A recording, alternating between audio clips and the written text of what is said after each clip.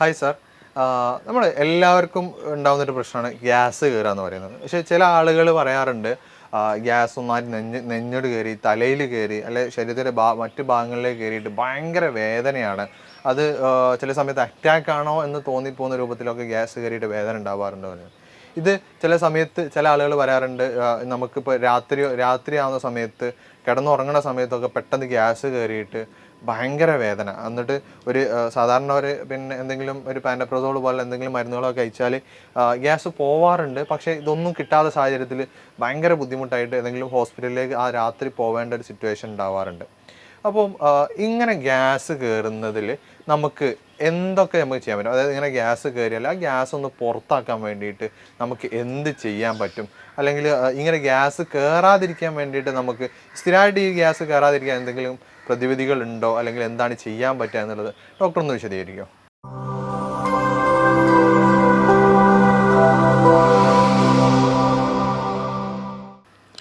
തീർച്ചയായിട്ടും നമുക്ക് ചില കണ്ടീഷനുകൾ ഇങ്ങനെയുള്ള അവസ്ഥകൾ വരുമ്പോൾ നമ്മുടെ ചുറ്റുപാടിൽ തന്നെ നമ്മുടെ അടുക്കളയിൽ തന്നെ ചെയ്യാൻ പറ്റാവുന്ന ഒരുപാട് മെഡിസിൻസ് ട്രീറ്റ്മെൻറ്റുകൾ അവൈലബിൾ ആണ്. പക്ഷെ നമ്മൾ ഈ പറഞ്ഞതുപോലെ PPIയിലോ അല്ലെങ്കിൽ മറ്റെന്തെങ്കിലും മെഡിസിൻസൊക്കെ എന്ത് ചെയ്യും, അതിന് അഡിക്റ്റായി കഴിഞ്ഞാൽ പിന്നീട് ഈവൻ എന്ത് ഇഷ്യൂ ഉണ്ടെങ്കിലും അത് യൂസ് ചെയ്യുന്ന ഒരു സിറ്റുവേഷൻ ഉണ്ടാകാറുണ്ട്. നമ്മൾ ഈ മെഡിസിൻ എടുക്കുന്നതിന് മുമ്പ് മനസ്സിലാക്കേണ്ട ഒരു കാര്യം, ഗ്യാസ് എന്നുള്ളത് വ്യത്യസ്ത തരത്തിലുണ്ട്. ഹൈപ്പർ അസിഡിറ്റി വരുന്ന കേസുകളുണ്ട്, അതുപോലെ ഹൈപ്പോ അസിഡിറ്റി വരുന്നുണ്ട്. അതായത് അസിഡിറ്റി കൂടിക്കഴിഞ്ഞിട്ട് ഗ്യാസ്ട്രൈറ്റിസ് അങ്ങനെയുള്ള പ്രശ്നങ്ങൾ വരുന്നുണ്ട്.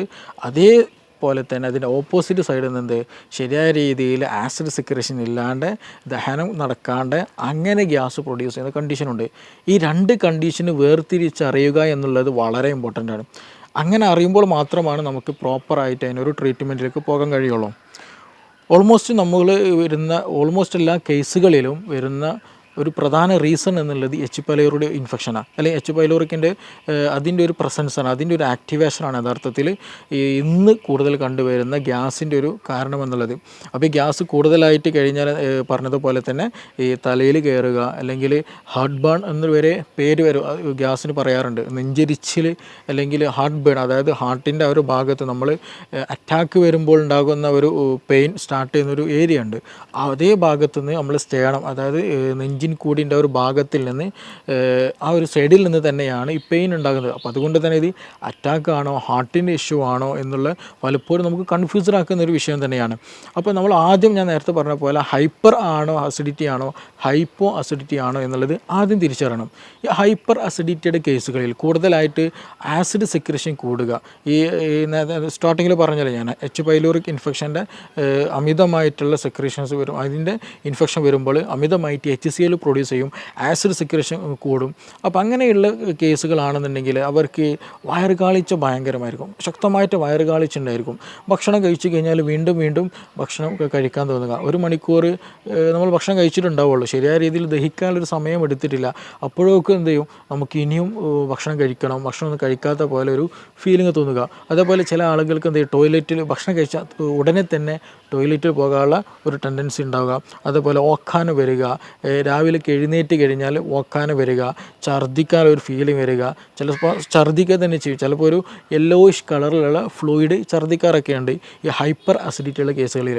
അപ്പോൾ ഇവർക്കാണ് കൂടുതലായിട്ടും നമ്മൾ പലപ്പോഴും പറയുന്ന മൈഗ്രെയിൻ ഇഷ്യൂസ് ഉണ്ടാവുക. അതേപോലെ തന്നെ ഹൈപ്പർ അസിഡിറ്റിക്ക് ഒരു കാരണം ഉണ്ടാകുന്ന ഈ ടെൻഷൻ ഒരു പ്രധാന കാരണമാണ്. H. പൈലോറിക്കിൻ്റെ ഇൻഫെക്ഷൻ പറഞ്ഞത് അതേപോലെ തന്നെ മറ്റൊരു റീസണാണ് ഈ ടെൻഷൻ വരിക എന്നുള്ളത്.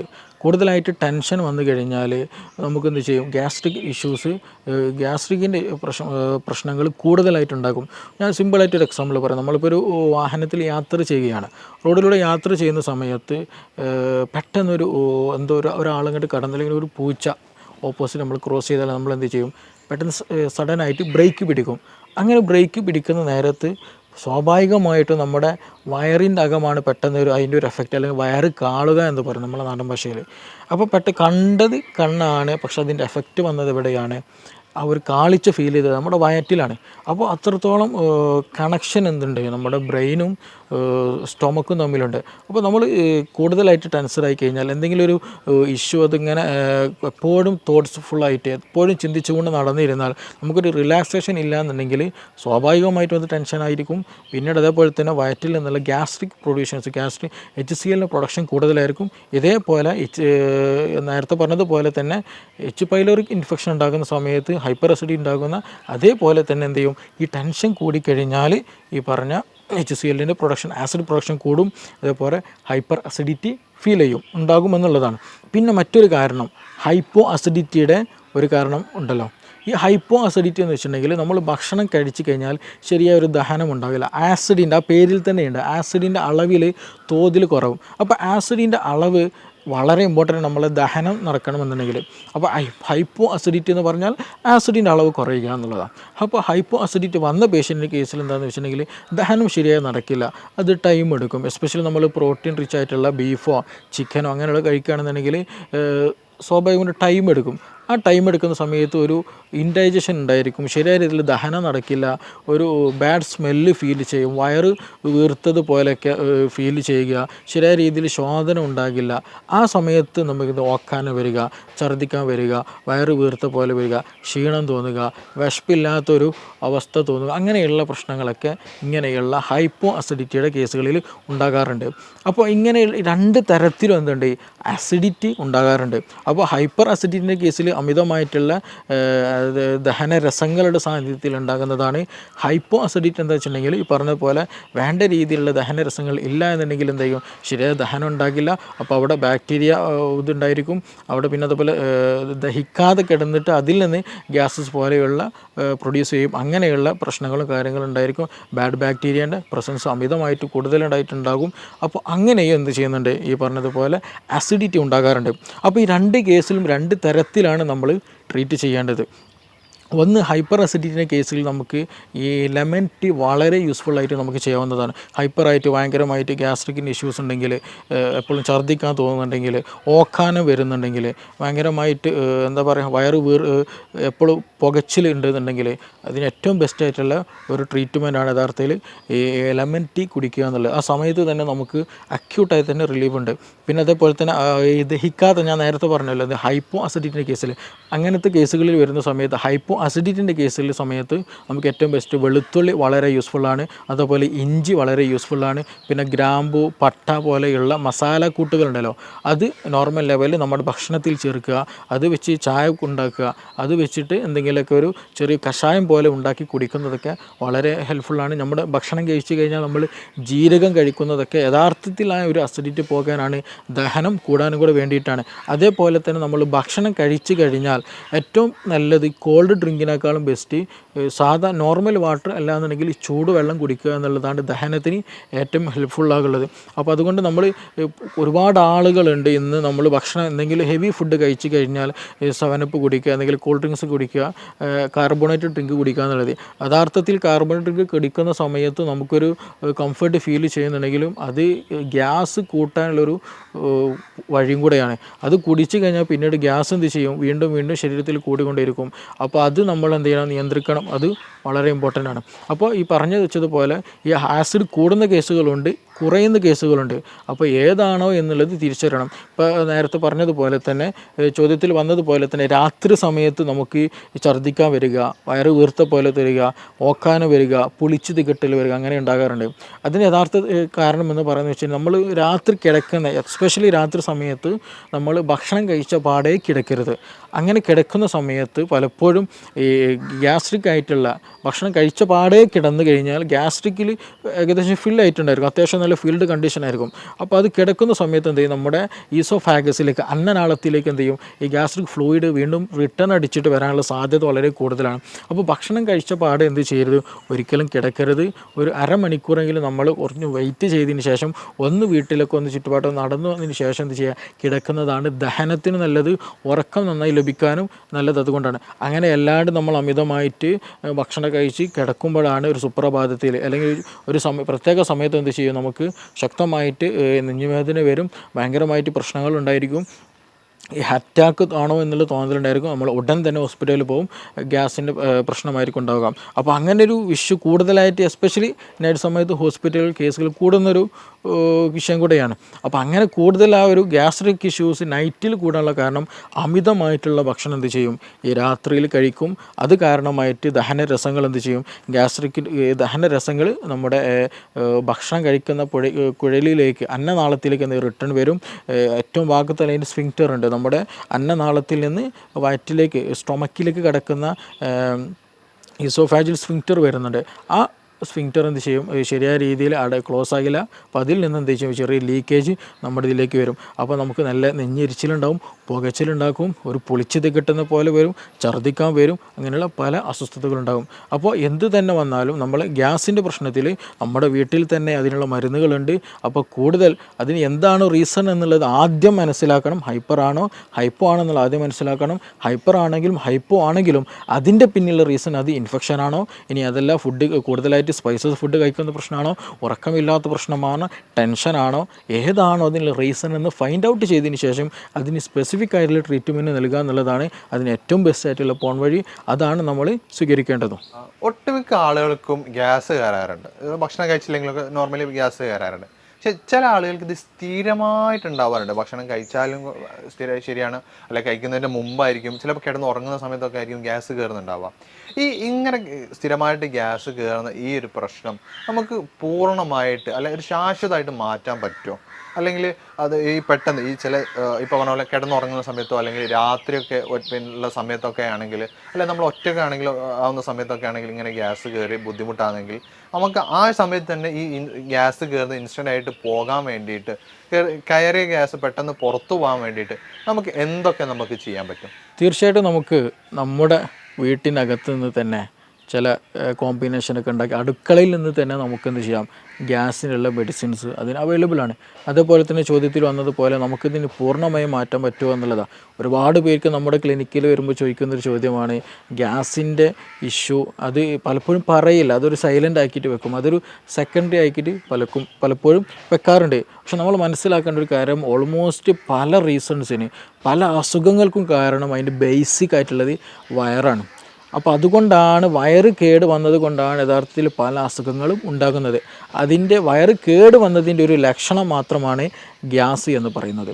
ഇപ്പോൾ ഒട്ടുമിക്ക കേസുകൾ ബാക്ക് പെയിൻ ഉള്ള കേസുകളുണ്ടായിരിക്കും, കോൺസ്റ്റിപ്പേഷനുള്ള കേസുണ്ടാവും, പൈൽസ് വന്ന കേസുകളുണ്ടായിരിക്കും, അൾസറേറ്റീവ് കൊളൈറ്റിസിന് കേസുകളുണ്ടായിരിക്കും, ഈവൻ ഫീവർ ഉണ്ടായിരിക്കും, ഹെഡ് ഏക്കിന് പ്രശ്നമുള്ളവരുണ്ടായിരിക്കും, ഇടയ്ക്കിടയ്ക്ക് അലർജിക് ഇഷ്യൂസ് ഉള്ളവരുണ്ടായിരിക്കും, സ്കിൻ അലർജി ഉള്ളവർക്കുണ്ടായിരിക്കും. അപ്പോൾ ഈ ഓൾമോസ്റ്റ് എല്ലാ കേസുകളുടെയും റീസൺ ചോദിച്ചാൽ, അല്ലെങ്കിൽ ഇങ്ങനെയുള്ള കേസുകൾ വരുമ്പോൾ നമ്മൾ അവരോട് ചോദിച്ചാൽ അവർ പറയും നമുക്ക് അവർക്ക് എന്തുണ്ടായിരിക്കും, ഗ്യാസിൻ്റെ പ്രശ്നമുണ്ടായിരിക്കും, അല്ലെങ്കിൽ സ്റ്റൊമക്ക് നോർമലായിരിക്കില്ല, അബ്ഡോമൻ നോർമലായിരിക്കില്ല, ഗട്ട് ഹെൽത്ത് നോർമലായിരിക്കില്ല എന്നുള്ളത്. അപ്പോൾ നമ്മൾ ആദ്യം മനസ്സിലാക്കേണ്ടത് ഇതിൻ്റെ പിന്നിലായിട്ട് ഒരുപാട് റീസൺസ് ഉണ്ട് എന്നുള്ളതാണ്. അതായത് സ്റ്റൊമക്ക് ഹെൽത്ത് നോർമൽ അല്ല എന്നുള്ളതിൻ്റെ ഏറ്റവും ബേസിക് ആയിട്ടുള്ള ഒരു സംഗതിയാണ് ഗ്യാസ് എന്നുള്ളത്. അപ്പോൾ അത് ആദ്യം നമ്മൾ മനസ്സിലാക്കേണ്ടതുണ്ട്. പിന്നെ ചോദ്യത്തിൽ വന്നതുപോലെ ഗ്യാസ് നമുക്ക് നമ്മുടെ വീട്ടിൽ നിന്ന് തന്നെ റിമൂവ് ചെയ്യാം. ചില ആളുകൾക്ക് എന്ത് ചെയ്യും, അത് റിപ്പീറ്റഡ് ആയിട്ട് വരും, അമിതമായിട്ട് ഭക്ഷണം കഴിച്ചാലും വരും, ഭക്ഷണം കഴിച്ചില്ലെങ്കിലും വരും, ഭക്ഷണം കഴിച്ചു കൊണ്ടിരിക്കുമ്പോൾ വരും, പല സമയത്ത് വന്നിരിക്കുന്ന പല ആളുകളും പല രീതിയിലാണ് ഗ്യാസ് കാണാറുള്ളത്. അപ്പോൾ ഇത് ഗ്യാസ് എന്തുകൊണ്ട് വരുന്നു, അതിന് റീസൺ എന്താണ് എന്നുള്ളത് ആദ്യം മനസ്സിലാക്കണം. ഗ്യാസ് രണ്ട് തരത്തിലുണ്ട് പ്രധാനമായിട്ടും. ഒന്ന് ഹൈപ്പർ അസിഡിറ്റിയിൽ വരുന്നുണ്ട്, ഹൈപ്പോ അസിഡിറ്റിയിൽ വരുന്നുണ്ട്. അപ്പോൾ നമ്മളെപ്പോഴും നോക്കണം ഹൈപ്പർ ആണോ അല്ല ഹൈപ്പോ ആണോ എന്നുള്ളത്. ഗ്യാസ് ഹൈപ്പർ അസിഡിറ്റിയിലും വരും, ഹൈപ്പോയിലും വരും. അപ്പോൾ നമ്മളെപ്പോഴും നമ്മുടെ സ്റ്റൊമക്ക് pH അല്ലെങ്കിൽ സ്റ്റൊമക്കിൻ്റെ കണ്ടീഷൻ എപ്പോഴും ഒരു ന്യൂട്രലായിട്ടാണ് കൊണ്ടുപോകേണ്ടത്. അപ്പോൾ അത് കൂടിയാലും പ്രശ്നമാണ്, കുറഞ്ഞാലും പ്രശ്നമാണ്. ഹൈപ്പർ അസിഡിറ്റിൻ്റെ കേസ് എടുത്ത് നോക്കാം. നമ്മൾ അമിതമായിട്ട് അങ്ങനെയുള്ള കേസുകളിൽ അമിതമായിട്ട് ക്ഷീണം തോന്നും, അമിതമായിട്ട് ചിലപ്പോൾ വയറുവേദന വരും, ഛർദ്ദിക്കാൻ വരും, ആൾ പറ്റ സ്കിന്നായിട്ട് ഭയങ്കര സ്കെൽറ്റലായിരിക്കും, കൂടുതൽ തടിയൊന്നും വെക്കൂല, ഇടയ്ക്കിടയ്ക്ക് ചിലപ്പോൾ ഭക്ഷണം കഴിച്ചാൽ പെട്ടെന്ന് വയറ്റിന്ന് പോകാൻ തോന്നും. അങ്ങനെയുള്ള പല അസ്വസ്ഥതകളും ഹൈപ്പർ അസിഡിറ്റിയിൽ കണ്ടുവരാറുണ്ട്. ഈ കേസുകളിൽ ഈ ഹൈപ്പർ അസിഡിറ്റി വരാനും ഒരുപാട് കാരണങ്ങളുണ്ട്. നമ്മൾ സ്പൈസി ആയിട്ടുള്ള ഫുഡുകൾ അമിതമായി കഴിക്കുക, കൂടുതൽ അസിഡിറ്റി കൂടിയ ഫുഡുകൾ, ഉപ്പിലിട്ടതൊക്കെ എന്ത് ചെയ്യുക, അമിതമായിട്ട് കഴിക്കുക, കൂടുതൽ ഉപ്പടങ്ങിയിട്ടുള്ള ഭക്ഷണം കഴിക്കുക, പിന്നെ അതുപോലെ തന്നെ ടെൻഷൻ കൂടുതലായി ഉണ്ടാകുക, പിന്നെ അതുപോലെ എച്ച് പൈലോറിക്കിന് ഇൻഫെക്ഷൻ വരിക. അപ്പോൾ ഈ പറഞ്ഞ സാധനങ്ങളൊക്കെ ഏതെങ്കിലും ഒന്നുണ്ടെന്നുണ്ടെങ്കിൽ അത് നമ്മുടെ സ്റ്റൊമക്കിലുള്ള എപ്പിത്തീലിയൽ ലെയറിന് എന്ത് ചെയ്യും, ട്രിഗർ ചെയ്തുകൊണ്ടിരിക്കും. അവിടെയുള്ള HCl പ്രൊഡക്ഷൻ അത് എന്ത് ചെയ്യും, കൂട്ടാൻ കാരണമാകും.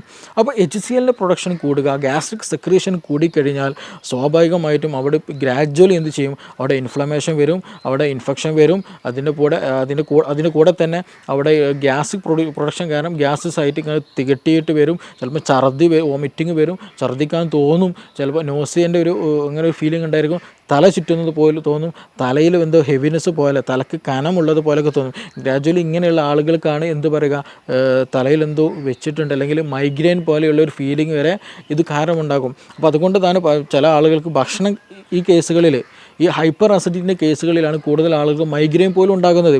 അപ്പോൾ അതിൻ്റെയൊക്കെ ബേസിക് റീസണും അല്ലെങ്കിൽ നമുക്ക് കാണാൻ കഴിയുന്നതാണ് ഈ പറയുന്ന ഗ്യാസാണ്. അപ്പോൾ എപ്പോഴും ഗ്യാസ് ഉള്ളവർ ശ്രദ്ധിക്കണം. അത് മേ ബി ഈവൻ ക്യാൻസർ വരെ നീളാൻ ചാൻസ് ഉണ്ട്. അതേപോലെ തന്നെ ഈ പറഞ്ഞ പോലെ മൈഗ്രെയിനിലേക്ക് വരാൻ നീളാനുള്ള ചാൻസ് ഉണ്ട്.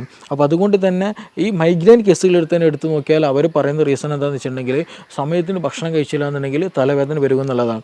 അപ്പോൾ സമയത്തിന് ഭക്ഷണം കഴിച്ചില്ല എന്നുണ്ടെങ്കിൽ എന്താണ് സംഭവിക്കുന്നത്, ഹൈപ്പർ അസിഡിറ്റി വരും. ഈ ഹൈപ്പർ അസിഡിറ്റി വന്നാൽ എന്ത് ചെയ്യും, തലവേദനയിലേക്ക് നയിക്കും എന്നുള്ളതാണ്. അപ്പോൾ അത് ഗ്രാജ്വലി എന്ത് ചെയ്യും, തലവേദനയിലേക്ക് നയിക്കും ഹൈപ്പർ അസിഡിറ്റി കാരണം എന്നുള്ളതാണ്.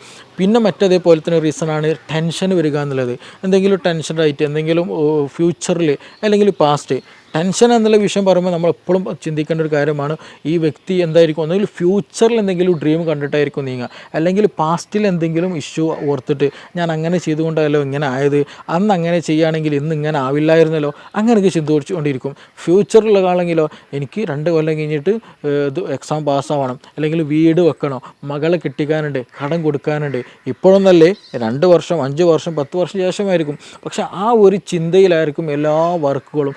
ഈവൻ ഉറങ്ങാൻ പോകുമ്പോഴും ഉണർന്നെണീക്കുമ്പോഴും ആ മൈൻഡ് സെറ്റിലായിരിക്കും. അപ്പോൾ അത് ഗ്രാജ്വലി എന്ത് ചെയ്യും, ടെൻഷനായി മാറി പിന്നീട് എന്ത് ചെയ്യും, നമ്മുടെ വയറ്റിലുള്ള ഗ്യാസ്ട്രിക് സെക്രീഷൻ വല്ലാണ്ട് കൂട്ടിക്കളയും. ഞാൻ നേരത്തെ പറഞ്ഞതുപോലെ തന്നെ എന്ത് ചെയ്യും, നമ്മുടെ HClൻ്റെ ഒക്കെ പ്രൊഡക്ഷന് കൂട്ടിക്കളയും. അപ്പോൾ കൂടുതലായിട്ട് സ്റ്റൊമക്ക് സെക്രീഷൻസ് കൂടിക്കഴിഞ്ഞാൽ, HClൻ്റെ പ്രൊഡക്ഷൻ കൂടിക്കഴിഞ്ഞാൽ എന്ത് ചെയ്യും, ഇൻഫെക്ഷൻ വരും, ഇൻഫെക്ഷൻ വരും, മറ്റു പല അസ്വസ്ഥതകളുണ്ടാകും. നേരത്തെ പറഞ്ഞതുപോലെ അതും എന്ത് ചെയ്യും, ടെൻഷൻ കൂടുന്നതും മൈഗ്രെയിനിലേക്ക് നയിക്കും എന്നുള്ളതാണ്. അതേപോലെ തന്നെയാണ് ഉറക്കം കുറഞ്ഞു കഴിഞ്ഞാലും ഇതുപോലെ നമ്മുടെ ഗ്യാസ്ട്രിക്കിൻ്റെ സെക്രീഷൻസ് കൂടും, നമ്മുടെ ബോഡി വളരെ തിന്നാക്കും, ഡൈജഷനെ അത് ബാധിക്കുന്നുണ്ട്. അപ്പോൾ ഉറക്കം കുറഞ്ഞു കഴിഞ്ഞാലും നേരത്തെ പറഞ്ഞതേപോലെ തന്നെ എന്താണ്, ഈ മൈഗ്രെയിൻ്റെ ഇഷ്യൂ കാണാറുണ്ട്. അപ്പോൾ ഇതിൻ്റെയൊക്കെ ഗ്യാസ്ട്രിക് സെക്രീഷൻ കൂടുന്ന കണ്ടീഷനാണ് ഈ പറഞ്ഞിട്ടുള്ള ഫുഡ്, സ്പൈസി ആയിട്ടുള്ള ഫുഡ്, കൂടുതൽ അസിഡിറ്റി കൂടിയിട്ടുള്ള ഉപ്പിലിട്ടത് കഴിക്കുന്നത്, അതേപോലെ ടെൻഷൻ വരുന്നത്, അതേപോലെ എച്ച് പൈലോറിക്കിൻ്റെ ഇൻഫെക്ഷൻ വരുന്ന കണ്ടീഷനുകളൊക്കെ അതിൽ വരുന്ന കാറ്റഗറിയാണ് ഹൈപ്പർ അസിഡിറ്റി എന്നുള്ള കാറ്റഗറി. അപ്പോൾ ഇങ്ങനെയുള്ള കേസുകൾ നമുക്ക് നോർമലി ആയിട്ടുണ്ടെങ്കിൽ നമുക്ക് എന്ത് ചെയ്യാന്ന് വെച്ചാൽ, ഒന്ന് സിമ്പിളായിട്ട് ചെയ്യാൻ പറ്റാവുന്ന ഒന്നാണ് ഈ ലെമൺ ടീ കുടിക്കുക എന്നുള്ളത്.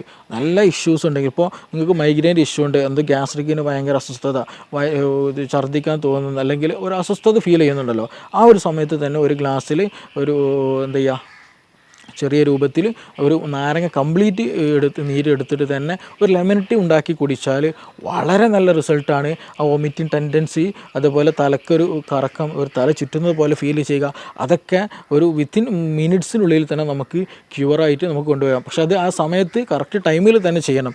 ഈവൻ നല്ല ഇഷ്യൂവിലേക്ക് എത്തിക്കഴിഞ്ഞ് കഴിഞ്ഞാൽ അത്ര റിസൾട്ട് ഉണ്ടാകണമെന്നില്ല. അപ്പോൾ ആ ഒരു സമയത്ത് തന്നെ, അസ്വസ്ഥത തുടങ്ങുന്ന സമയത്ത് തന്നെ ചെയ്യുക. അതേപോലെ സമയത്തിന് ഫുഡ് കഴിക്കുക, ഹൈപ്പർ അസിഡിറ്റി വരാതെ നമ്മൾ പരമാവധി ശ്രദ്ധിക്കുക എന്നുള്ളതാണ്. പിന്നെ ഇത് ഹൈപ്പർ അസിഡിറ്റിയുടെ കേസിലാണ്. മറ്റൊരു കേസുണ്ട്, രണ്ടാമത് ഹൈപ്പോ അസിഡിറ്റി എന്നുള്ളതാണ്. ഈ ഹൈപ്പോ അസിഡിറ്റിയുടെ കേസിൽ സിമ്പിളായിട്ട് പറഞ്ഞാൽ ഇങ്ങനെ തിരിച്ചറിയാമെന്ന് ചോദിച്ചാൽ, ചില ആളുകൾ ഭക്ഷണം കഴിച്ചു കഴിഞ്ഞാൽ ഒരു ഖനം പോലെ ഉണ്ടാകും, വയറെന്തോ ഫില്ല് കഴിഞ്ഞ പോലെ. രാവിലെ ഭക്ഷണം കഴിച്ചതായിരിക്കും, വൈകുന്നേരമായിട്ട് പോലും വിശപ്പില്ല, അല്ലെങ്കിൽ ദാഹമില്ല, അങ്ങനെ ഒരു ഫീലിങ്ങേ പോലും തോന്നുന്നില്ല എന്നുള്ളതാണ്. അതേപോലെ തന്നെ ഇവർക്ക് ഉണ്ടാകും വയറ്റിന് ശരിയായ രീതിയിൽ ശോധന ഉണ്ടാകില്ല. അപ്പോൾ ഇങ്ങനെയുള്ള കേസുകൾ എന്താണെന്ന് വെച്ചാൽ, ഒരുപാട് സമയം എന്ത് ചെയ്യും, നമ്മൾ കഴിക്കുന്ന ഭക്ഷണങ്ങൾ ഇങ്ങനെ കെട്ടിക്കിടക്കും, വയറ് ശരിക്കും ദഹിക്കാണ്ട്. കാരണം എന്താണ്, ദഹിക്കണമെന്നുണ്ടെങ്കിൽ ഗ്യാസ്ട്രിക് സെക്രീഷന് ഒരു നോർമൽ ലെവലെങ്കിലും വേണം. അപ്പോൾ ആ നോർമൽ ലെവൽ പോലും ഇല്ലാണ്ട് അല്ലാണ്ട് കുറഞ്ഞ അളവിലാണ്, വേണ്ടതൊന്നും ഇല്ല ദഹിക്കാൻ. അപ്പോൾ അങ്ങനെ വരുമ്പോൾ എന്ത് ചെയ്യും, വയറ്റിൽ ഈ നമ്മൾ കഴിച്ച ഭക്ഷണ പദാർത്ഥങ്ങൾ അവിടെ നിൽക്കും. അവിടെ നിന്നിട്ട് അവിടെ എന്ത് ചെയ്യും, ബാക്ടീരിയൻ്റെ ഗ്രോത്ത് നടക്കും. അങ്ങനെ ബാഡ് സ്മെല്ലുള്ള കിഴിവാഴ് പ്രൊഡ്യൂസ് ചെയ്യും. പിന്നെ ഇതുപോലെ ശോധന ശരിക്കും ലഭിക്കില്ല, ചിലപ്പോൾ വയറുവേദന ഉണ്ടാകും, വയറ് വീർത്ത പോലൊരു ഫീലിംഗ് ഉണ്ടാകും, വിശപ്പ് ഉണ്ടാകില്ല. ഇങ്ങനെയുള്ളവർക്ക് എന്ത് ചെയ്യും, ഓക്കാനം പോലെയുള്ള അസ്വസ്ഥതകൾ ഉണ്ടാകാറുണ്ട്. അപ്പോൾ ഇങ്ങനെയുള്ള കേസുകൾ എന്താ വെച്ചാൽ ദഹനക്കുറവാണ്, അല്ലേ, ഹൈപ്പോ അസിഡിറ്റിയുടെ കേസുകളാണ്. അപ്പോൾ നമ്മൾ അതിന് ദഹനത്തെ പ്രൊമോട്ട് ചെയ്യണം. അവിടെ ദഹനം നടന്നാൽ കൂടുതലായിട്ട് HCl ഗ്യാസ്ട്രിൻ പോലെയുള്ള പ്രൊഡക്ഷൻസ് കൂടിക്കഴിഞ്ഞാൽ ദഹനം സുഗമമായി നടക്കും, ഈ പ്രശ്നങ്ങളൊന്നും ഉണ്ടാകില്ല. അപ്പോൾ ആ ഒരു സമയത്ത് നമ്മൾക്ക് ഏറ്റവും ബെസ്റ്റ് നമ്മുടെ അടുക്കളയിലുള്ള സ്പൈസസ് ഉപയോഗിക്കുക എന്നുള്ളതാണ്. അത് കരുതി നല്ല ചുവന്ന മുളകിൻ്റെ പൊടി ഉപയോഗിക്കുക എന്നുള്ളതല്ല. നമുക്ക് മല്ലി വളരെ നല്ല മെഡിസിൻസാണ്. മല്ലി തിളപ്പിച്ച വെള്ളം കുടിക്കുക എന്ന് പറഞ്ഞാൽ നമ്മുടെ ഫീവർ, ഉള്ളിലുള്ള ഫീവർ, പനി ഉണ്ടെന്നുണ്ടെങ്കിൽ ചില ആളുകൾക്ക് മേലും കൈക്ക് കോച്ച് പിടിക്കുന്ന ഒരു ഇതുണ്ടായിരിക്കും, അതിന് നല്ലതാണ്. അതേപോലെ ഗ്യാസിന് വളരെ നല്ല റിസൾട്ടാണ് ഈ നമ്മൾ എന്ത് ചെയ്യുക, ഡെയിലി കുടിക്കുന്ന വെള്ളത്തിൽ എന്ത് ചെയ്യാന്നുണ്ടെങ്കിൽ ഒരു കലത്തിൽ, ഒരു പാത്രത്തിൽ രാവിലെ എണീക്കുന്ന സമയത്ത് തന്നെ കുറച്ച് നമ്മൾ ജീരകവെള്ളം ഉണ്ടാക്കുന്ന അതേപോലെ തന്നെ എന്ത് ചെയ്യുക, കുറച്ച് മല്ലി ഇട്ടിട്ട് നന്നായിട്ട് തിളപ്പിച്ച് ആ തിളപ്പിച്ചാറിയ വെള്ളം എന്ത് ചെയ്യുക, ദാഹിക്കുന്ന സമയത്തും ഭക്ഷണം കഴിക്കുന്ന സമയത്തൊക്കെ എന്താ ചെയ്യുക, ആ വെള്ളം ഇങ്ങനെ കുടിച്ചുകൊണ്ടിരിക്കുക. അത് ഗ്യാസ് നന്നാവാനും നന്നായിട്ട് പുറന്തള്ളാനും ദഹനം നന്നാകാനും ശോധനം കിട്ടാനൊക്കെ വളരെ വളരെ നല്ല ബെസ്റ്റ് റിസൾട്ട് ഉള്ളതാണ് ഈ മല്ലി, കൊത്തമ്പാലി അല്ലെങ്കിൽ ക്യുമിൻ എന്നുള്ള ആ സംഗതി. അപ്പോൾ അതെന്ത് ചെയ്യുക, വളരെയധികം നല്ല ബെനിഫിഷ്യലാണ്. പിന്നെ അതേപോലെ തന്നെ നമുക്ക് ചെയ്യാൻ പറ്റുന്നതാണ്, വീട്ടിൽ നിന്ന് ചെയ്യാൻ പറ്റാവുന്ന കാര്യമാണ് വെളുത്തുള്ളി കഴിക്കുക എന്നുള്ളത്. വെളുത്തുള്ളി ചുട്ട് കഴിക്കുന്നത്, പച്ചക്ക് കഴിക്കുന്ന പ്രശ്നമില്ല, അങ്ങനെയും ചില കഴിക്കാം. പക്ഷേ ഇതേ വെളുത്തുള്ളി എന്ത് ചെയ്യാണ്, ഹൈപ്പർ അസിഡിറ്റി ഉള്ളവർ ഉപയോഗിച്ചാൽ അവർക്ക് അസ്വസ്ഥത കൂടും, അവർക്ക് പല അസ്വസ്ഥതകളും ബുദ്ധിമുട്ടുകളും അവർക്ക് എന്ത് ചെയ്യും, ഫീൽ ചെയ്യാനുള്ള സാധ്യത വളരെ വളരെ കൂടുതലാണ്. അപ്പോൾ ഹൈപ്പോ അസിഡിറ്റിൻ്റെ കേസിലാണെങ്കിൽ മാത്രമാണ് ഈ വെളുത്തുള്ളി കൂടുതൽ എഫക്റ്റീവായിട്ട് ഫീൽ ചെയ്യുള്ളൂ, ദഹനം കൂടുതൽ പ്രൊമോട്ട് ചെയ്യുകയുള്ളൂ. പിന്നെ നമുക്കിതിൽ കൂടെ ഇഞ്ചി വളരെ നല്ലതാണ്. അപ്പോൾ ഇഞ്ചി, ഗ്രാമ്പു, പട്ട പോലെയുള്ള സ്പൈസസുകളൊക്കെ നമ്മുടെ ഭക്ഷണത്തിൽ ഉൾപ്പെടുത്തുക. അത് വെച്ചുള്ള കഷായങ്ങൾ, അത് അതേപോലെ തന്നെ എന്ത് ചെയ്യുക, ഭക്ഷണത്തിൽ ഉൾപ്പെടുത്തി കഴിക്കുന്നതൊക്കെ ദഹനം കൂട്ടാൻ വളരെ ഹെൽപ്ഫുള്ളാണ്. അപ്പോൾ അങ്ങനെയുള്ള സംവിധാനങ്ങൾ, അങ്ങനെയുള്ള മരുന്നുകളൊക്കെ എന്ത് ചെയ്യാന്ന് വെച്ചാൽ നമ്മുടെ ഭക്ഷണത്തിൽ മിങ്കിൾ ചെയ്തിട്ട്, അത് ഭക്ഷണത്തിൻ്റെ കൂടെ ഒഴിവാക്കാനുള്ളതല്ല, അത് ഭക്ഷണത്തിൻ്റെ ഒരു പാർട്ടാക്കി തന്നെ നമ്മൾ ഉപയോഗിക്കുകയാണെന്നുണ്ടെങ്കിൽ നമ്മൾ കഴിക്കുന്ന ഭക്ഷണം എന്ത് ചെയ്യും, ദഹിക്കാൻ കൂടുതൽ സുഗമമാക്കാൻ കഴിയും. ഇതിന് സ്ഥിരമായിട്ട് മരുന്നുണ്ടോ, ഇതെങ്ങനെ സ്ഥിരമായിട്ട് വരാതിരിക്കാൻ ശ്രദ്ധിക്കുക എന്നുള്ളത് ഒരു ചോദ്യം ചോദിക്കേണ്ടായി. അപ്പോൾ നമ്മൾ ഈ കേസിൽ ശ്രദ്ധിക്കേണ്ടത്, ഞാൻ നേരത്തെ പറഞ്ഞതുപോലെ ഇത് നമ്മൾ ദഹനവുമായി ബന്ധപ്പെട്ടതാണ്. അപ്പോൾ ഇതൊരു ലൈഫ് സ്റ്റൈൽ ഡിസീസാണ്. നമ്മൾ തോന്നിയ സമയത്ത് ഉറങ്ങുക, തോന്നിയ അതുപോലെ ജീവിക്കുക, തോന്നിയത് തിന്നുക എന്നുള്ള ഒരു കൺസെപ്റ്റ് നമുക്കിവിടെ ഒരിക്കലും പോസിബിൾ അല്ല ഈ ഹൈപ്പോ അസിഡിറ്റി ഉള്ളവർ. അപ്പോൾ നമ്മൾ ഭക്ഷണം സമയത്തിന് കഴിക്കുക, ആവശ്യത്തിന് കഴിക്കുക, ആവശ്യമുള്ള അളവിൽ കഴിക്കുക, ക്വാളിറ്റി ഉള്ളത് ക്വാണ്ടിറ്റി കുറച്ച് കൊണ്ട് എന്ത് ചെയ്യുക, കൂടുതൽ നല്ല രീതിയിൽ കഴിക്കുക എന്നുള്ളതാണ്. കഴിക്കുന്നത് നല്ല ക്വാളിറ്റി ഉള്ളതാകണം. ഒരുപാട് ചോറ് കഴിക്കുക എന്നുള്ളൊരു ടെൻഡൻസി ഒരിക്കലും പാടില്ല, അത് നമുക്ക് കൂടുതൽ ബുദ്ധിമുട്ടുകൾ ഉണ്ടാക്കുക എന്നുള്ളൂ. അപ്പോൾ ചെറിയ രൂപത്തിൽ അത്യാവശ്യം നല്ല രീതിയിലുള്ള സാധനങ്ങൾ മാത്രം കഴിക്കുക, സമയത്തിന് കഴിക്കുക, അമിതമാകാതിരിക്കുക. അതേപോലെ തന്നെ ഭക്ഷണം കഴിച്ച പാടെ ഉറങ്ങുന്ന ശൈലിയുണ്ട്. അപ്പോഴാണ് അപ്പോൾ എസ്പെഷ്യലി ഈ നൈറ്റ് ലൈഫ് ഇന്ന് കൂടിയൊരു കണ്ടീഷനാണ്. രാത്രി പുറത്ത് പോകലും അവിടെ നിന്ന് ഭക്ഷണം കഴിക്കലും, ഒരുപാട് ഭക്ഷണം കഴിച്ച് വരും, എന്നിട്ട് എന്ത് ചെയ്യും, നേരെ ബെഡ്ഷീറ്റിലേക്ക് കിടക്കും. രാത്രി സുപ്രഭാതത്തിലായിരിക്കും പെട്ടെന്ന് നെഞ്ഞുവേദന അല്ലെങ്കിൽ ഹാർട്ട് പെയിൻ, അതും ഈ നെഞ്ചരിച്ചിൽ എന്ന് പറയുന്ന ഗ്യാസിൻ്റെ ഒരു പെയിൻ, നമുക്ക് ഗ്യാസിൻ്റെ ഈ പെയിന് വരിക എന്ന് പറഞ്ഞിട്ടുണ്ടെങ്കിൽ നമ്മുടെ ഹാർട്ടിരിക്കുന്ന ഭാഗം ഉണ്ടല്ലോ, അവിടെ നിന്ന് തന്നെയാണ് ആ ഒരു പെയിന്, വേദന ഫീൽ ചെയ്യുക, തുടങ്ങുക അവിടെ നിന്ന് തന്നെയാണ്. അപ്പോൾ അതുകൊണ്ട് തന്നെ നമുക്ക് കൺഫ്യൂഷൻ ആയിരിക്കും, ഇത് എന്താണ്, ഹാർട്ട് അറ്റാക്ക് ആണോ, ഹാർട്ടിൻ്റെ ഇഷ്യൂ ആണെന്നുള്ളത്. നമ്മൾ ഉടൻ തന്നെ ഹോസ്പിറ്റലിൽ പോകും, ടെസ്റ്റുകളൊക്കെ നടത്തും, നോർമലായിരിക്കും, ഗ്യാസിന് പ്രശ്നമായിരിക്കും. ഇങ്ങനെ കൂടുതലായിട്ട് ഇന്ന് രാത്രികളിൽ ഹോസ്പിറ്റലുകൾ വരവ് കൂടുതലാണ്. എന്താണ് ഇതിന് റീസൺ എന്ന് ചോദിച്ചാൽ നൈറ്റ് ലൈഫാണ്. കൂടുതലായിട്ട് രാത്രിയിൽ അമിത ഭക്ഷണം കഴിക്കും, ഭക്ഷണം കഴിച്ചിട്ട് അതേപോലെ വന്നിട്ട് ബെഡിൽ കിടക്കും എന്നുള്ളതാണ്. ഇവർക്ക് ഛർദ്ദിക്കാൻ വരും, പുളിച്ചത് കെട്ടൽ വരും, പിന്നെ അങ്ങനെയുള്ള പല അസ്വസ്ഥതകളും ഇവർക്കുണ്ടായിരിക്കും. അപ്പോൾ അത് വരാനുള്ള റീസൺ എന്താണെന്ന് വെച്ചാൽ നമ്മളെ ഭക്ഷണം ഫില്ലായി കഴിഞ്ഞിട്ട് എന്ത് ചെയ്യും, ബെഡിൽ വന്ന് കിടക്കുന്ന സമയത്ത് ഈ ഗ്യാസ്ട്രിക്കിലുള്ള കണ്ടൻറ്റുകൾ എന്ത് ചെയ്യും, വീണ്ടും റിഗർജിറ്റേഷൻ വരും. നമ്മുടെ ഈസോഫാഗസ്, അതായത് അന്നനാളത്തിലേക്ക് തന്നെ എന്ത് ചെയ്യും, മുകളിലേക്ക് തന്നെ വീണ്ടും റിട്ടേൺ അടിക്കാൻ തുടങ്ങും. അങ്ങനെ റിട്ടേൺ അടിക്കുമ്പോഴാണ് നമുക്കൊരു പുളിരസം തോന്നുക, ഛർദ്ദിക്കാൻ തോന്നുക, അങ്ങനെയുള്ള പല അസ്വസ്ഥതകളും തോന്നുക. അപ്പോൾ അങ്ങനെ അസ്വസ്ഥതകളുള്ളവർ അങ്ങനെ അസ്വസ്ഥത ഉള്ളവർക്കാണ് കൂടുതലായിട്ട് ഈ പറഞ്ഞതുപോലെ രാത്രി ഫുഡ് അമിതമായിട്ട് കഴിച്ചിട്ട് എന്ത് ചെയ്യും വന്ന് കിടക്കുന്നവർക്കാണ് ഈ പറഞ്ഞുള്ള രാത്രിയിലുള്ള അസ്വസ്ഥതകൾ കൂടുതലായിട്ട് കാണുന്നത്. ഇനി മറ്റൊരു ചോദ്യം ചോദിച്ചതുപോലെ തന്നെ ഇതിന് ലൈഫ് സ്റ്റൈലൊക്കെ നോർമലാണ്, വേറെ പ്രശ്നങ്ങളൊന്നുമില്ല, കറക്റ്റ് ഭക്ഷണം കഴിക്കുന്നുണ്ട്, പക്ഷേ എന്നിട്ട് പോലും എന്ത് ഗ്യാസിന് അസ്വസ്ഥതകളുണ്ട്, ഛർദ്ദിക്കാൻ വരുന്നുണ്ട്, ചില സമയത്ത് അൾസറിൻ്റെ ഇഷ്യൂസ്, ഇടയ്ക്കിടയ്ക്ക് വായിലും മുറിവൊക്കെ വരുന്നുണ്ട്. തീർച്ചയായിട്ടും അതൊരു ഇൻഫെക്റ്റീവ് കണ്ടീഷനാണ്. എച്ച് പൈലോറിക്കിൻ്റെ പ്രസൻസ് കാരണമായിട്ട് എച്ച് പൈലോറി ഓൾമോസ്റ്റ് എല്ലാ ആളുകളിലും കണ്ടുവരുന്ന ഒരു ബാക്ടീരിയയാണ് ബാക്ടീരിയം പൈലോറി എന്ന് പറയുന്നത് എച്ച് പൈലോറിക് എന്നുള്ള ഈ ബാക്ടീരിയ എന്താണ് ആക്റ്റീവായിട്ടുണ്ടായിരിക്കും, ഈ സ്റ്റൊമക്കിൽ ആക്റ്റീവായിട്ടുണ്ടായിരിക്കും. സ്റ്റൊമക്കിനൊരു പ്രത്യേകതയുണ്ട്, നമ്മുടെ ഒരു എപ്പിത്തിലെ ലെയറുണ്ട്, നമ്മൾ ടൈറ്റ് ജംഗ്ഷൻ വെച്ചിട്ടുണ്ടെങ്കിൽ ഒരു സെല്ല് അടുത്ത സെല്ലും കൂടി ഭയങ്കര ടൈറ്റഡാണ്, അതിൻ്റെ ഇടയിൽ ഗ്യാപ്പില്ല. അങ്ങനെ ടൈറ്റായിട്ട് ഇങ്ങനെ നിരയായിട്ട് വെച്ച ഒരു ലെയറാണ് എപ്പിത്തിലെ ലെയർ. അതിന് നേരെ മുകളിലാണ് മ്യൂക്കസ് എന്നുള്ള ഒരു വഴുവഴുത്ത ഒരു കൊഴുപ്പ് ഉണ്ടായിരിക്കും. അതിൻ്റെ മുകളിലാണ് എന്ത് ഈ ആസിഡിൻ്റെ പ്രസൻസ് ഉണ്ടാവുക. അപ്പോൾ ഈ ആസിഡ് ഈ പറഞ്ഞ മ്യൂക്കസ് അതിന് താഴെ എപ്പിത്തീലിയൽ ലെയർ എന്ന് പറയുന്നത് നമ്മുടെ ബോഡിയോട് അത്രയും ചേർന്നിരിക്കുന്നതാണ്. അപ്പോൾ ആസിഡ് നമ്മുടെ ബോഡിയിലേക്ക് തട്ടരുത്, അല്ലെങ്കിൽ നമ്മുടെ ശരീരത്തിലെ സെല്ലിലേക്ക് തട്ടരുത്. അപ്പോൾ അതിന് പ്രൊട്ടക്ഷനാണ് യഥാർത്ഥത്തിൽ അതിന് ഇൻ ബിറ്റ്വീൻ ആയിട്ടുള്ള ഈ മ്യൂക്കസ് മെമ്പർ അല്ലെങ്കിൽ മ്യൂക്കസിൻ്റെ പ്രസൻസ് എന്ന് പറയുന്നത്. അത് നോർമലായിട്ട് നമുക്ക് വേണ്ടതാണ്. അപ്പോൾ ചില കണ്ടീഷനുകളിൽ ഈ എച്ച് പൈലോറിക്കിൻ്റെ പ്രസൻസ് കൂടുതലായിട്ടുണ്ടായിരിക്കും, എച്ച് പൈലോറിക് ആക്റ്റീവ് ആയിട്ടുണ്ടായിരിക്കും. അങ്ങനെ വരുമ്പോൾ നമ്മുടെ ഈ ഒരു എച്ച് പൈലോറിക്കിന് വേറെ പ്രത്യേകതയും കൂടെയുണ്ട്. അവർക്ക് യൂറിയസ് എന്നുള്ള ഒരു എൻസൈം അവരുടെ ശരീരത്തിലുണ്ട്, അല്ലെങ്കിൽ ആ ഒരു ബാക്ടീരിയയിലുണ്ട്. അപ്പോൾ അങ്ങനെയുള്ള കണ്ടീഷനുകളിൽ ഈ ഫുഡ് പാർട്ടിക്കിൾ വരുമ്പോൾ എന്ത് ചെയ്യുമെന്ന് വെച്ചിട്ടുണ്ടെങ്കിൽ ഇവർ ഈ യൂറിയസ് എന്ത് ചെയ്യും, യൂറിയനെ എന്ത് ചെയ്യും കൺവേർട്ടഡ് ആക്കിയിട്ട് അമോണിയാക്കി മാറ്റും, NH3 അമോണിയാക്കി മാറ്റും. ഈ എച്ച് പൈലോറിക് ബാക്ടീരിയ എന്ത് ചെയ്യും, അവരുടെ എൻസൈം ഉപയോഗിച്ചിട്ട് ഭക്ഷണത്തിൽ വരുന്ന യൂറിയയെ എന്ത് ചെയ്യും മാറ്റും, അമോണിയായിട്ട് മാറ്റും. ഈ അമോണിയ എന്താണ്, ഒരു ആൽക്കലി കണ്ടൻ്റാണ്, അമോണിയ ആൽക്കലി കണ്ടൻ്റാണ്. അപ്പോൾ ചുരുക്കി പറഞ്ഞാൽ എച്ച് പൈലോറിക്കയുടെ എന്ന ബാക്ടീരിയയുടെ സാന്നിധ്യത്തിൽ എന്ത് ചെയ്യും, കൂടുതലായിട്ട് ബാക്ടീരിയ ഉണ്ടാകുമ്പോൾ അതെല്ലാം വരുന്ന യൂറിയൊക്കെ എന്ത് കൺവേർട്ടഡ് ആക്കി മാറ്റും, അമോണിയ ആയിട്ട് കൺവേർട്ടഡ് ആക്കി മാറ്റും. അപ്പോൾ ചുരുക്കി പറഞ്ഞാൽ ഈ എച്ച് പൈലോറിക് കാരണമായിട്ട് അവിടെ ഒരു ആൽക്കലി മീഡിയം എന്ത് ചെയ്യും ഉണ്ടാകാനുള്ള സാധ്യത, അല്ലെങ്കിൽ ആൽക്കലി മീഡിയം ഉണ്ടായിക്കൊണ്ടേയിരിക്കും. അപ്പോൾ നമ്മളെ വയറ്റിൽ തന്നെ എന്തുണ്ട്, ആസിഡും ഉണ്ട്. അപ്പോൾ ഈ ആൽക്കലിയും ആസിഡും മിക്സ് ആയി കഴിഞ്ഞാൽ സ്വാഭാവികമായിട്ടും ന്യൂട്രലൈസേഷൻ നടക്കും. അപ്പോൾ അമിതമായിട്ടുള്ള എച്ച് പൈലോറിക് ആക്ഷൻ വന്നു കഴിഞ്ഞാൽ, ഈ അമിതമായിട്ട് അമോണിയയുടെ സാന്നിധ്യം വന്നു കഴിഞ്ഞാൽ നമ്മുടെ ശരീരത്തിൽ നമുക്ക് ദഹനത്തിന് വേണ്ടിയിട്ടുള്ള നമ്മുടെ ഈ ആസിഡിന് എന്ത് ചെയ്യും, അത് ലെയർ കുറയും. അത് പിന്നെ മെല്ലെ എന്ത് ചെയ്യുമെന്ന് വെച്ചിട്ടുണ്ടെങ്കിൽ ഈ പറഞ്ഞ എച്ച് പൈലോറിക് ഗ്രാജ്വലി നമ്മുടെ മ്യൂക്കസും കടന്നിട്ട് മെല്ലെ നമ്മുടെ ഈ എപ്പിത്തിലെ ലെയറിലേക്ക് വന്ന് അറ്റാച്ച് ചെയ്യും. അവിടെ പിന്നെ എന്ത് ചെയ്യും, ഇൻഫ്ലമേഷൻസ് വരും. ആ ഇൻഫ്ലമേഷൻസ് ഗ്രാജ്വലി ഈ പറഞ്ഞ പോലെ അൾസറിലേക്ക് മറ്റു പല പ്രശ്നങ്ങളിലേക്ക് വരും. അപ്പോൾ ചുരുക്കി പറഞ്ഞാൽ ഈ ഒരു സമയത്ത് തന്നെ മീൻസ് ഞാൻ നേരത്തെ പറയുകയുണ്ടായി, ഇതെന്ത് ചെയ്യും, ഈ ആൽക്കലി മീഡിയം ഈ എച്ച് പൈലോറിക് ഉണ്ടാക്കുമ്പോൾ സ്വാഭാവികമായിട്ടും എന്ത് ചെയ്യും, നമ്മുടെ ശരീരം കൂടുതലായിട്ട് ആസിഡ് പ്രൊഡക്ഷൻ നടക്കും, ഹൈപ്പർ അസിഡിറ്റി ആ സമയത്ത് ഉണ്ടാകാനുള്ള സാധ്യതയുണ്ട്.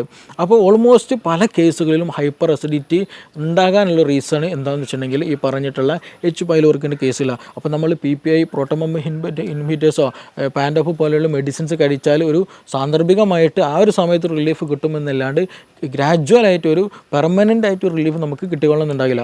അതിന് ബേസിക്കലി റീസൺ എന്താണെന്ന് വെച്ചാൽ ഈ പറയുന്ന എച്ച് പൈലോറിക്കിൻ്റെ പ്രസൻസ് ആണ്. അപ്പോൾ ആ ഒരു സമയത്ത് നമ്മൾ പ്രോപ്പറായിട്ട് എച്ച് പൈലോറിക്കിന് ട്രീറ്റ്മെൻറ്റ്, അതിനെ ഇറാഡിക്കേറ്റ് ചെയ്യാനുള്ള ട്രീറ്റ്മെൻറ്റ് നടത്തുക എന്നുള്ളതാണ്. ഈ ഒരു കേസുകളിൽ തന്നെയാണ് നമുക്ക് ശരിയായ ദഹനം നടക്കില്ല, അതേപോലെ നമ്മുടെ ഗഡ് ഹെൽത്തിനത് ബാധിക്കും. ഗഡ് ഹെൽത്തിലേക്ക് പോകുമ്പോൾ, കാരണം നമ്മുടെ ഗ്യാസ്ട്രിക് മീഡിയം വളരെ ഇമ്പോർട്ടൻ്റ് ഡൈജഷന്. അപ്പോൾ അവിടെ ഇംപ്രോപ്പർ ആയിരുന്നെങ്കിൽ സ്വാഭാവികമായിട്ടും അതിൻ്റെ കണ്ടിന്യൂഷൻ ആയിട്ടുള്ള സ്മോൾ ഇൻറ്റെസ്റ്റൈനും ലാർജ് ഇൻറ്റെസ്റ്റൈനിലൊക്കെ എന്ത് ചെയ്യും, ബാക്ടീരിയൽ മീഡിയയിൽ ചേഞ്ചസ് വരും. അങ്ങനെ ചേഞ്ചസ് വന്നാൽ ഗട്ട് ലീക്ക് പോലെയുള്ള പ്രശ്നങ്ങളുണ്ടാകും. ഗട്ട് ലീക്ക് എന്ന് പറഞ്ഞാൽ നമ്മുടെ ഗട്ട് വാള്, അതായത് ഞാൻ നേരത്തെ പറഞ്ഞതുപോലെ ഈ സ്റ്റൊമക്കിനുള്ള ലൈനിങ് പോലെ അതേപോലെ ഒരു ലൈനിങ് എന്തിനുണ്ട്, നമ്മുടെ കുടലിനുണ്ട്. അപ്പോൾ ആ ഒരു നോർമലി ആയിട്ടുള്ള അതിൻ്റെ ഒരു മീഡിയം നഷ്ടപ്പെടുമ്പോൾ സ്വാഭാവികമായിട്ടും ഗട്ടിലുള്ള ഒരുപാട് സൈറ്റോടോക്സിൻസ് ഉണ്ട്, നമ്മുടെ കോശങ്ങളെ നശിപ്പിക്കാൻ കഴിയുന്ന, ഇൻഫെക്ഷൻ ഉണ്ടാക്കാൻ കഴിയുന്ന, നമ്മുടെ ഹെൽത്തിനെ നെഗറ്റീവായിട്ട് എഫക്റ്റ് ഉണ്ടാക്കുന്ന പല സാധനങ്ങളും, പല വസ്തുക്കളും പല ബൈ പ്രൊഡക്റ്റുകൾ എന്തുണ്ട് നമ്മുടെ ഈ ഒരു ഭക്ഷണം അല്ലെങ്കിൽ ഈ ഒരു ഭക്ഷണത്തിനുണ്ടായിരിക്കും. അപ്പോൾ അതെന്ത് ചെയ്യും, നമ്മൾ ഡയറക്റ്റായിട്ട് നമ്മുടെ ശരീരത്തിൽ കടക്കും. അത് പിന്നീട് ഓട്ടോ ഇമ്മ്യൂൺ ഡിസീസുകളായിട്ട് പലപ്പോഴും ഉണ്ടാകാറുണ്ട്. അപ്പോൾ ചുരുക്കി പറഞ്ഞാൽ നമ്മുടെ ഗട്ട് ഹെൽത്തും നമ്മുടെ സ്റ്റൊമക്കിൻ്റെ ഹെൽത്തും വളരെ വളരെ ഇമ്പോർട്ടൻ്റ് ആണ്. അപ്പോൾ എച്ച് പൈലോറിക്കിൻ്റെ പ്രസൻസ് ഉണ്ടായിക്കൊമ്പോഴാണ് പലപ്പോഴായിട്ട് ഈ നിരന്തരമായിട്ടുള്ള ഗ്യാസിൻ്റെ ഇഷ്യൂസ് ഉണ്ടാവുക, മാറാത്ത ഗ്യാസിൻ്റെ പ്രശ്നങ്ങൾ ഉണ്ടാവുക. അതിന് നമ്മൾ പ്രോപ്പറായിട്ടുള്ള ട്രീറ്റ്മെൻറ്റ് എടുക്കുക എന്നുള്ളതാണ് ഏറ്റവും ബെസ്റ്റായിട്ട് നമ്മൾ ചെയ്യേണ്ടത്. എച്ച് പൈലോറിക്കിന് വേണ്ടിയുള്ള ട്രീറ്റ്മെൻറ്റ് എടുക്കുക, ഗ്യാസിന് വേണ്ടിയിട്ടുള്ളതല്ല. ഗ്യാസ് എന്നുള്ളത് അതൊരു സിംറ്റം മാത്രമാണ്. അത് അങ്ങനെ ഒരു ഇൻഫെക്ഷൻ അവിടെയുണ്ട് എന്ന് അറിയിക്കാൻ ഒരു സിംറ്റം മാത്രമാണ്. അപ്പോൾ അതിന് വേണ്ടി നമ്മൾ ചെയ്യേണ്ടത് ഗ്യാസിന് ട്രീറ്റ്മെൻറ്റ് ചെയ്യുക എന്നുള്ളതല്ല. എച്ച് പൈലോറിക്കിൻ്റെ പ്രസൻസ് ഉണ്ടോ എന്നുള്ളതിനുള്ള ഒരുപാട് മെത്തേഡുകളുണ്ട്. ബേരിയം വീൽ എക്സ്റേകൾ ചെയ്യാവുന്നതാണ്.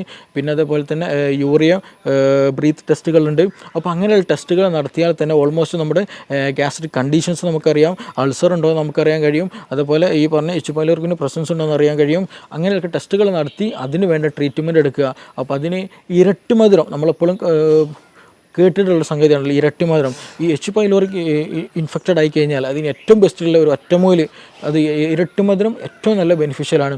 അതേപോലെ തന്നെ ഈ ഹൈപ്പർ അസിഡിറ്റി കേസ് വന്നാൽ നമുക്ക് പ്രോബയോട്ടിക്കുകളും പ്രീബയോട്ടിക്കുകളായിട്ടുള്ള പ്രൊഡക്റ്റുകൾ യൂസ് ചെയ്യുന്നത് എന്താണ്, നമ്മുടെ ദഹനം നന്നാക്കാനും ആസിഡ് മീഡിയം നോർമൽ ആക്കാനൊക്കെ നമുക്കത് ഹെൽപ്ഫുള്ളാണ്. അപ്പോൾ അങ്ങനെ ഒരു പ്രോപ്പറായിട്ടുള്ള ട്രീറ്റ്മെൻറ്റ് ചെയ്യുക എന്നുള്ളതാണ് ഏറ്റവും ബെസ്റ്റ്. നമ്മുടെ കേസുകളിൽ തന്നെ ഒരുപാട് കേസുകൾ നമ്മുടെ ക്ലിനിക്കിൽ തന്നെ വന്നിട്ടുണ്ട്. ഈ മൈഗ്രെയിൻ വന്ന കേസുകൾ മാറാത്ത 8, 10, 15 വർഷമായിട്ട് മൈഗ്രെയിൻ ഡോക്ടർ മാറിയിട്ടില്ല എന്നുള്ളത്. അപ്പോൾ അവർ ചോദിക്കുമ്പോൾ നമ്മൾ അതിൻ്റെ ബേസിക്കിലേക്ക് പോകുമ്പോൾ ഹൈപ്പർ അസിഡിറ്റിയാണ് അവർക്ക് ഉണ്ടാവുക. ചില കേസുകൾ മൈഗ്രെയിൻ അവർ പറയുള്ളൂ, ഹൈപ്പർ അസിഡിറ്റി എന്നുള്ള കണ്ടീഷൻ തന്നെ അവർ പറയില്ല. പക്ഷേ അത് കാരണം അതിന് അഡാപ്റ്റഡ് ആയിട്ടുണ്ടായിരിക്കും. കാരണം ഹൈപ്പർ അസിഡിറ്റിക്കാളും കൂടുതൽ അവർക്ക് പ്രശ്നമായിട്ട് തോന്നൽ എന്താണ്, മൈഗ്രെയിൻ്റെ ഇഷ്യൂ ആയിരിക്കും. അപ്പോൾ പക്ഷേ ഈ ഹിസ്റ്ററി എടുത്ത് പോകുമ്പോൾ അവർക്ക് ഹൈപ്പർ അസിഡിറ്റി ആയിരിക്കും കൂടുതലായിട്ടുണ്ടായിരിക.